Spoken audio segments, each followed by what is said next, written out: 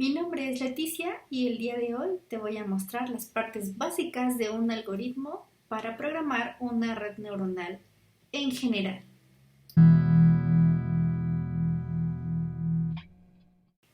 Hola, ¿cómo están? Buenas tardes. Mi nombre es Leticia y el día de hoy te voy a decir más o menos de manera general cuáles son las partes básicas de un algoritmo para programar una red neuronal.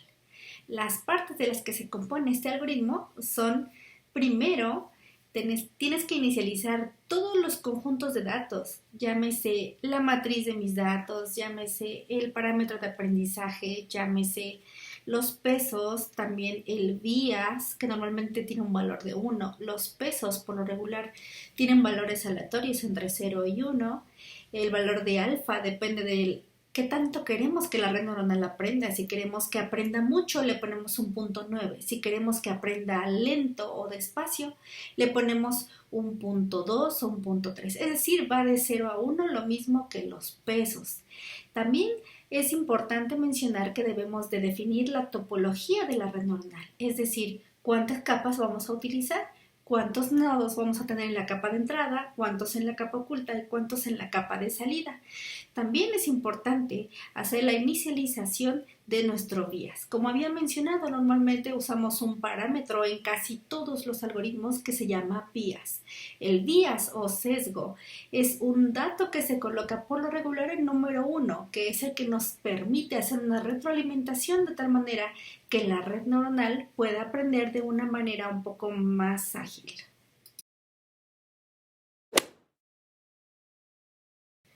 Y bueno, iniciemos con el algoritmo.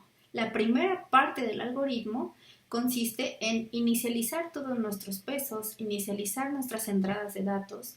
Cuando, por ejemplo, si tenemos 3 variables o 4 variables, tenemos que inicializar todas nuestras variables y todas nuestras entradas. De aquí tenemos que, aparte del paso anterior, tenemos que iniciar con el paso de normalización. Normalmente, cuando tenemos unos datos como muy grandes o datos muy pequeños, se pide una normalización. Puedes hacerla de 0 a 1, pero también depende del modelo, porque los modelos básicos trabajan con datos binarios, pero los modelos más complicados ya trabajan con datos reales.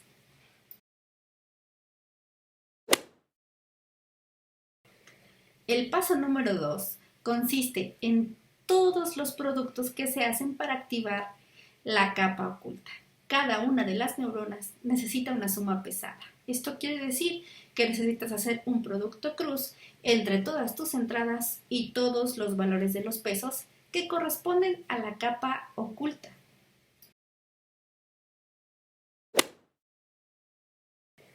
Pero también es cierto que dentro de esta suma pesada se tiene que hacer una activación.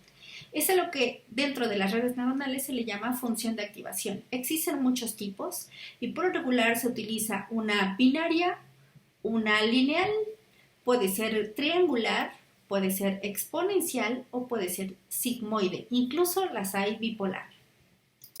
Una vez que haces este tipo de activación a través de las funciones de activación, puedes saber si la neurona aprendió o no. Casi todos los algoritmos tienen esta parte. Una vez que realizas este paso, ya libraste el paso 1 y puedes proceder al siguiente paso, que consiste en obtener una salida de tu modelo de red neuronal para ver cómo clasificó en la primera vuelta que presentas todos tus elementos de entrada o todos tus elementos de aprendizaje a la red neuronal.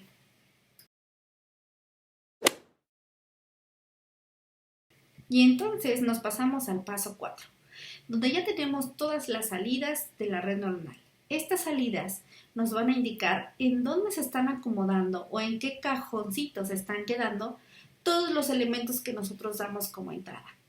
Una vez que tenemos este paso, nosotros podemos calcular un error. El error nos permite saber qué tanto la red neuronal va a estar iterando, qué tantas épocas más necesitamos o menos épocas y qué tantos elementos o muestras necesitamos alimentar o tener más muestreo. No olvides que una vez que ya finalizaste el algoritmo, como puedes darte cuenta, solamente son 4 pasos, necesitas iterar sobre el número de épocas que tú quieras. Es decir, si yo tengo a lo mejor 20 datos, y quiero presentárselas 4 veces a mi red neuronal, tengo que iterar aproximadamente 4 épocas.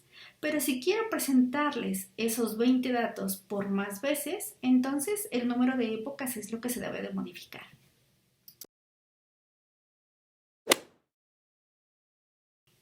Una vez que ya tienes el número de épocas establecido, puedes poner a iterar toda tu red neuronal para que aprenda. Pero existen ciertos criterios de paro, ojo. Entonces, en los criterios de paro, a veces solamente va a ser por el número de épocas, pero a veces también puede ser por el error. El error tiene que calcularse al final de cada época para ver qué tanto aprendió tu red neuronal, o bien puede ser al final de todas las épocas que tú estableciste. Y bueno, al final, cuando ya estableciste el número de épocas, cuando ya hiciste un cálculo de un error y ya satisfaciste un epsilon, también puedes tomar en cuenta otros criterios de paro para tu algoritmo de aprendizaje. Otro de los criterios puede ser la variación de tus pesos. ¿Recuerdas que en el primer paso inicializamos con valores entre 0 y 1? Son en realidad valores muy pequeños, pero conforme la red neuronal va aprendiendo y todo esto se va iterando en épocas, va a llegar un momento que esos pesos se van modificando, pero a veces ya no tanto, y entonces esa modificación se establece, lo cual quiere decir que nuestros pesos están variando muy poco y que aparte la red neuronal está aprendiendo mejor. Y eso sería todo para una clase de algoritmos.